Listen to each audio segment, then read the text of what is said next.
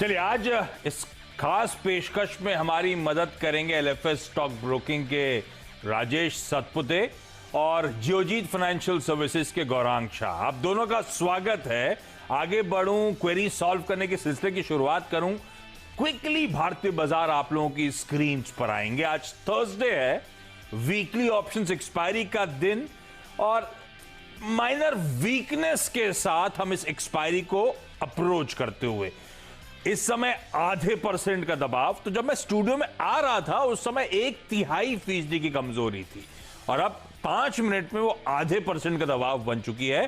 तो कुछ weakness creep in होती हुई इस समय, और वीकनेस जो आ रही है वो निफ्टी बैंक की तरफ से आ रही है, जिसमें 3/4% से ज्यादा का दबाव बन रहा है।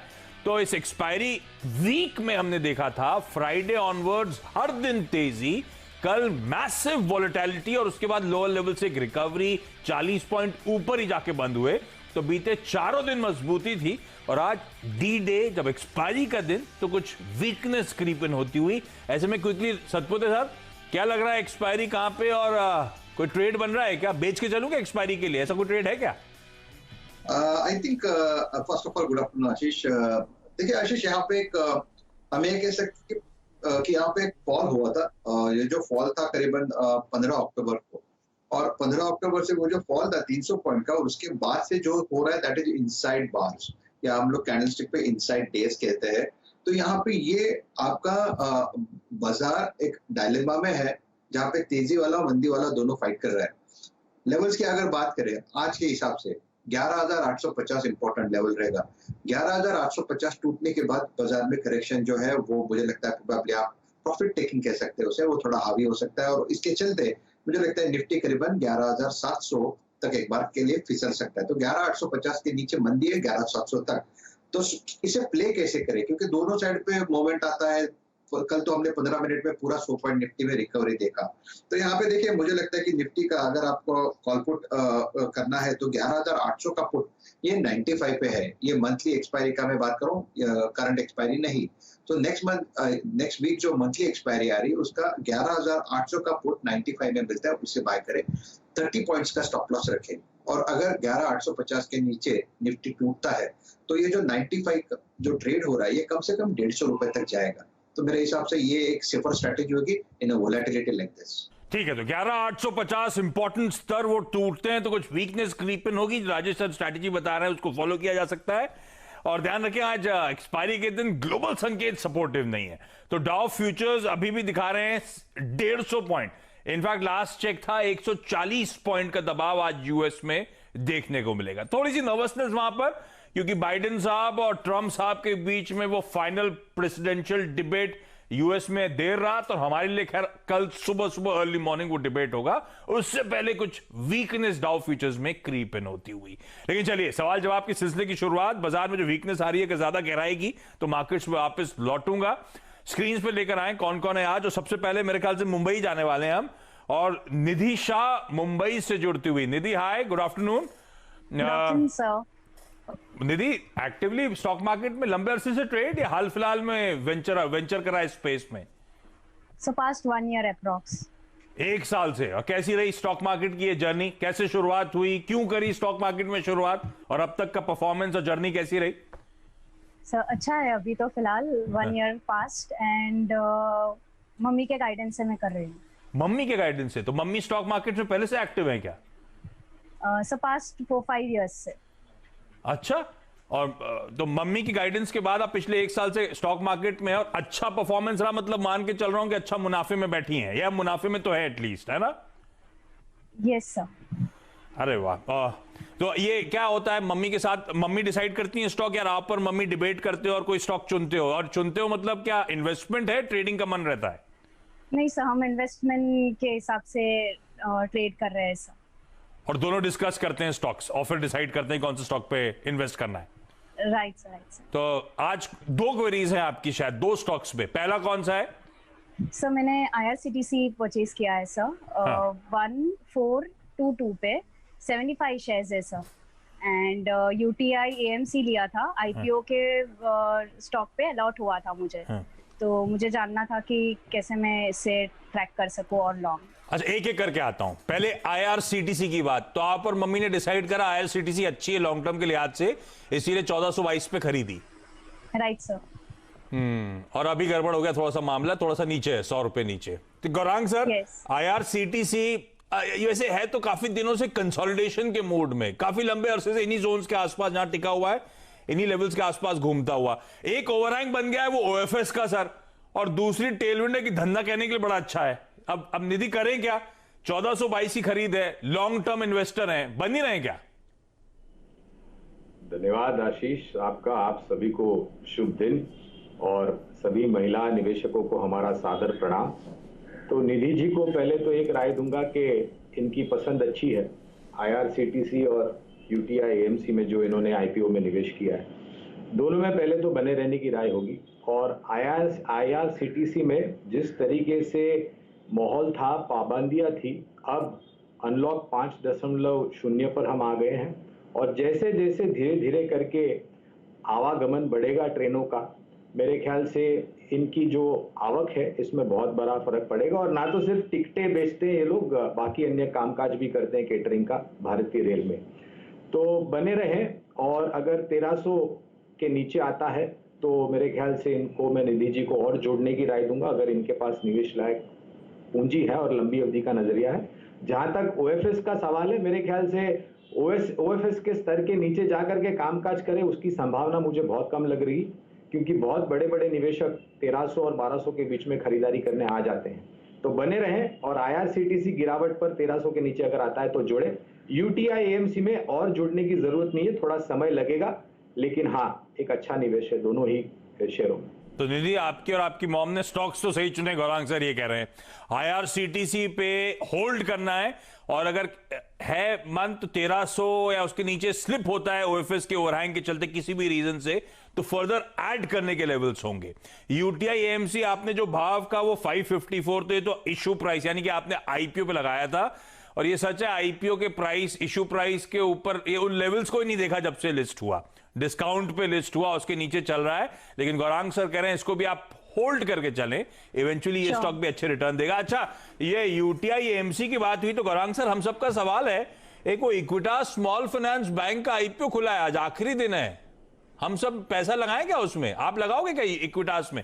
ये बीच में यूफोरिया था, कुछ हद तक IPO का यूफोरिया थोड़ा सबड्यूड रहा है, लगा लूं कि इक्विटास जाने दूं?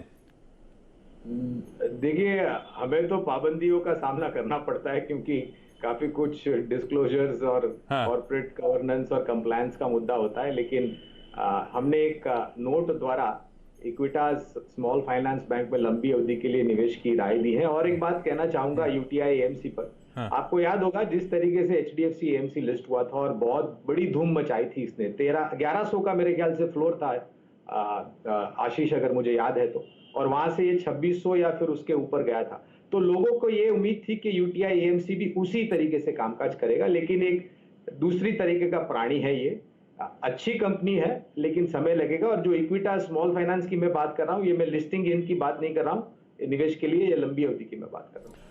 ठीक है, तो एक काम करता हूं, मैं कमर्शियल कैपिटल से नेशनल कैपिटल जा रहा हूं, मुंबई से दिल्ली की तरफ मूव करता हूं, और दिल्ली में मनीषा तिवारी जी आप लोग को आपकी स्क्रीन पे नजर आएंगी। मनीषा मैम, हाय, गुड आफ्टरनून। आप भी एक्टिवली स्टॉक मार्केट में ट्रेडिंग इन्वेस्टमेंट करते हो मैम, और कब से कर रहे हो ये?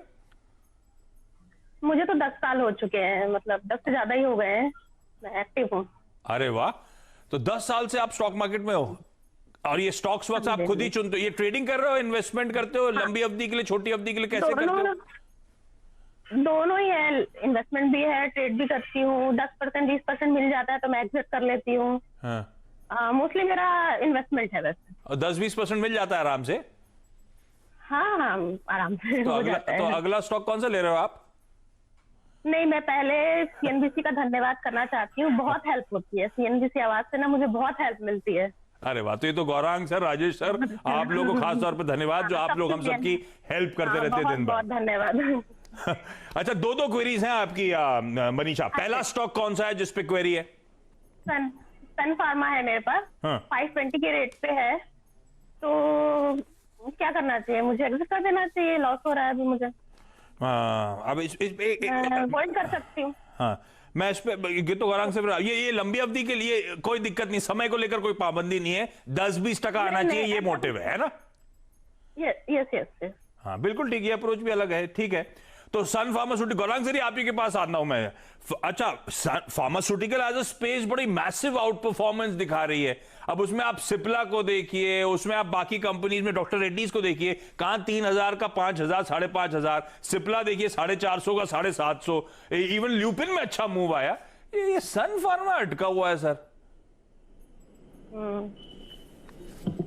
हेमंत, सॉरी आशीष, इस स्टॉक में मेरे ख्याल से थोड़ी बहुत नहीं, बहुत सारी मुसीबत है। हालांकि काफी लोग ये सोचते हैं कि शायद इस तिमाही के बाद नतीजे बहुत ही बेहतर आ जाएंगे। मुझे थोड़ी, हमारी सोच थोड़ी दूसरे प्रकार की है। और एक बात है यहाँ पर कि 550 के ऊपर फिलहाल सन फार्मा का जीवन बहुत ही सीमित रह जाता है। और ये बात मैंने आप ही के चैनल पर आपके सहयोगी और हमारे मित्र हेमंत और शैल जी से बात करते हुए कही थी।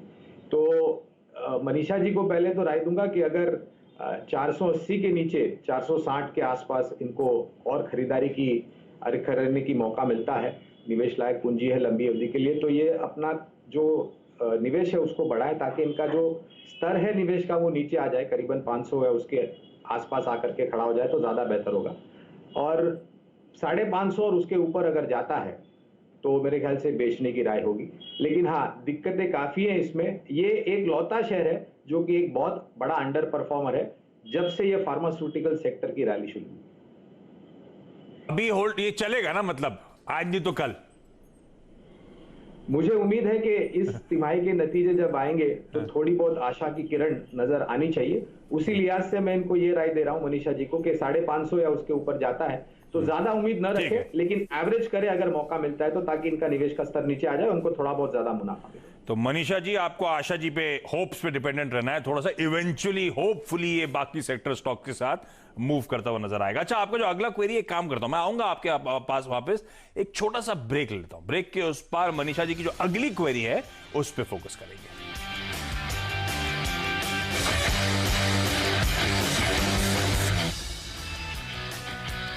ब्रेक के बाद आपका स्वागत है। और दबाव कुछ गहराता हुआ, अब निफ्टी बैंक 1% से ज्यादा की कमजोरी के साथ ट्रेड करता हुआ, सेंसेक्स निफ्टी दिन के लोज पे 3/4% की गिरावट के साथ कामकाज। और इस समय का ट्रिगर समझिए, यूरोपियन मार्केट जो खुले हैं वो स्क्रीन पर आएंगे आपके। कैक्स, डैक्स, फुटसी 1 से 1.5% के दबाव के साथ खुले, और इसीलिए वो फ्रेश राउंड ऑफ सेलिंग भारतीय बाजारों में क्रीप इन होती हुई। तो ग्लोबली जो risk of trades, profit taking है, उसका खामियाजा हम एक्सपायरी के दिन भुगतते हुए, इसलिए दिन के लोस पे खड़े हुए हैं। और सतपति सर ने कह रखा है 850 के नीचे स्लिप हुए तो मामला गड़बड़ा जाएगा, तो उन लेवल्स को क्लोजली में वॉच आउट करूंगा। और इस समय स्क्रीन पर लेकर आइए मुंबई से भावना जुड़ती हुई। भावना, हाय, गुड आफ्टरनून मैम, पूछे सवाल। हाँ, भारती के मेरे पास 100 शेयर्स हैं, 519 रुपए में। भारती एयरटेल ले रखा है आपने? ओके, ये लंबी अवधि के लिए लिया था भावना, या ट्रेडिंग करी थी और स्टॉक नीचे आ गया तो अब लंबी अवधि का पोर्टफोलियो में बन गया स्टॉक? हाँ, ट्रेडिंग के लिए लिया था, लेकिन अब स्टॉक नीचे आ गया। तो आप एक्टिवली ट्रेडिंग करते हो भावना? नहीं, लॉकडाउन में शुरू किया था मैंने। तो ट्रेडिंग का एक बड़ा नियम है जो अभी सतपति सर से पूछ दूंगा तो लंबा लेक्चर दे देंगे हम लोग को। स्टॉप लॉस जरूर लगाना है जो भी ट्रेड लेना है आपको, है ना। तो अपने हाथ में क्या है, अपने हाथ में अपनी रिस्क को मिटिगेट करना है, अपने को स्टॉप जरूर लगाने की जरूरत है। लेकिन सतपति सर अब तो हो गया जो होना है, सॉरी उसके लिए। 516 की बाइंग है, 90 रुपए नीचे आ गया है सर, क्या करूं? देखिए, काउंटर वैसे बुरा नहीं है। इनफैक्ट मुझे लगता है कि थोड़ी बहुत बाइंग यहाँ पे होगी। तो सेक्टरल शिफ्ट जो हम कहते हैं आशीष, कि जो पहले गिरा है और जिसमें जो अच्छा काउंटर है, जो पहले करेक्ट हुआ है, वहां पे थोड़ी बहुत बाइंग होगी। तो ये आपको अगर याद है, मैं एचपी सेल की बात करता हूँ, बीपी सेल की बात करता हूँ, तो मुझे लगता है यहाँ से पुल बैक है। हालांकि लोअर लेवल से 390 से यहाँ पे करीबन 424, 430 ये एक जोन है। मुझे लगता है यहाँ पे फिलहाल यहाँ पे रिस्क जो है वो यहाँ पे बिल्कुल ही खत्म हो गई है। तो यहाँ पे अगर उनके पास पोजीशन है तो बने रहे। 380 का स्टॉप लॉस रखे। मुझे लगता है कि slowly steadily eventually it can move to 480, 500 odd level. तो लेकिन उसके लिए थोड़ा वक्त लगेगा, लेकिन काउंटर इस लेवल से मुझे लगता है ज्यादा खराब नहीं होगा। तो इन लेवल्स पे आप बेचने के मौके नहीं है, डरने की जरूरत नहीं है। इन लेवल्स पे फंडामेंटली भी वैसे बहुत कुछ प्राइस इन हो चुका है। तो आपने कहा 380 के स्टॉप, 380 तो बड़ा दूर का हो गया सर। आशीष देखिए कि हमें ये भी तो देखना है कि उनका स्टॉप नहीं होना चाहिए, क्योंकि फिर यहाँ से अगर मैं 415 बोलूंगा तो प्रोबेबली कल परसों में वोलेटिलिटी में हिट हो जाएगा। ठीक है। तो 380 के स्टॉप के साथ भावना, भारतीय एयरटेल अब जो हो गया, लेकिन इन लेवल से होपफुली ये स्टॉक अच्छा रिकवरी इवेंचुअली दिखाएगा। थोड़ा समय लगेगा लेकिन भरोसा रखिएगा इस स्टॉक पे इन लेवल्स के। अच्छा, क्विकली अब वापस एक बार लखनऊ चले जाए, दिल्ली चले जाए डॉक्टर साहब। मनीषा जी को स्क्रीन पर लेकर आइए। एक स्टॉक रह गया था मनीषा जी का। मनीषा मैम बताइए कौन सा स्टॉक? मेरे पास SBI है, 250 के रेट पे आया है, वो एवरेज कर करके आया है। 150 शेयर्स है मेरे पास। तो एवरेज करते करते मतलब पहली सबसे ऊपर खरीद कहां पे हुई थी SBI की? 300 पे हो गई थी क्या? 340। ओ, और खरीदते खरीदते फिर मैंने 150 पे फिर 100 शेयर खरीदे, तो वो मेरा एवरेज नीचे आया, तो मैंने 50 शेयर सेल आउट कर दिया 200 के ऊपर जब आया था लास्ट टाइम तब। अभी वो बार बार 200 के ऊपर आता है फिर नीचे चला जाता है। अरे 200 के ऊपर आता है तो नर्वसनेस हो जाती है, क्योंकि 200 के ऊपर जैसे ही आता है पूरे मार्केट के गिरने के लक्षण हो जाते हैं। और इस बार भी ऐसा ही हो रहा है सतपुते सर। क्या करना है SBI पे? देखिए बात तो सही है, 200 के ऊपर आता है तो इसे दिल का दौरा पड़ जाता है, पता नहीं क्या होता है। 200 के ऊपर आता है। तो देखिए टेक्निकली तो मैं यही कहूंगा आशीष, काउंटर बुरा नहीं है, पर एट द सेम टाइम यहाँ पे आपको पकड़ में आना चाहिए। अगर ये 180 185 के आसपास मिले तो एंट्री पॉइंट है, 200 210 पे यहाँ पे एग्जिट है। तो मैम तो यही कहेंगे कि इस लेवल पे आपको अगर एक बार के लिए एग्जिट लेना है तो ले सकते हैं। लोअर एंट्री मिलती है, ऐसा लगता है 200 के ऊपर आने के बाद कि नहीं ये अभी चलेगा तब चलेगा, लेकिन ये फिर से रिवर्स हो जाता है। तो आई थिंक दिस इज 210 पे सप्लाई पॉइंट है, दैट इज फॉर श्योर। वैसे देखिए काउंटर तो बुरा नहीं है, अगर आपको इसे वक्त दे सके, अगर आप एक आध साल इसे मेंटेन करें तो आपको इसमें प्रॉफिट ही मिलेगा। लेकिन शॉर्ट टर्म के लिए overall banking sector in particular SBI थोड़ा वीक ही है। गौरांग सर होल्ड कर लेना फिर SBI को। मेरे ख्याल से मैं तो मनीषा जी को ये भी कहूंगा कि अगर 100 नीचे के अगर आता है या 100 के आसपास, जैसे हमारे मित्र राजेश सतपुते जी बता रहे हैं, तो वो जो 50 शेयर बेचे हैं ना मनीषा जी आपने, फिर से खरीद लीजिए आप। ये सरकारी बैंकों में सबसे अच्छी, बढ़िया और मजबूत बैंक है।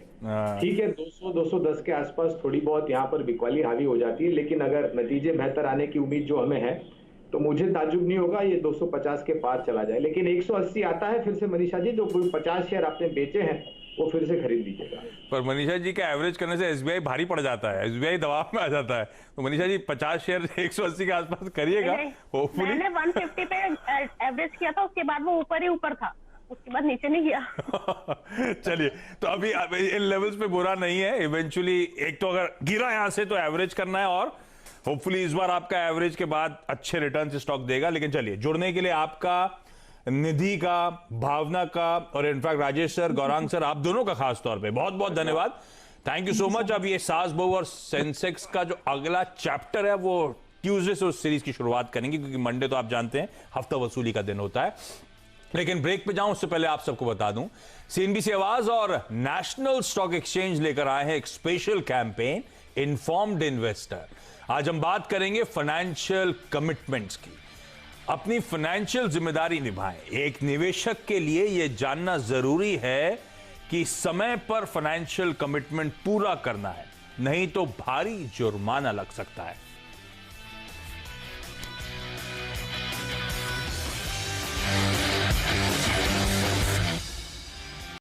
फ्रेंड्स मिलते हैं अगले वीडियो के अंदर, जब तक के लिए गुड बाय।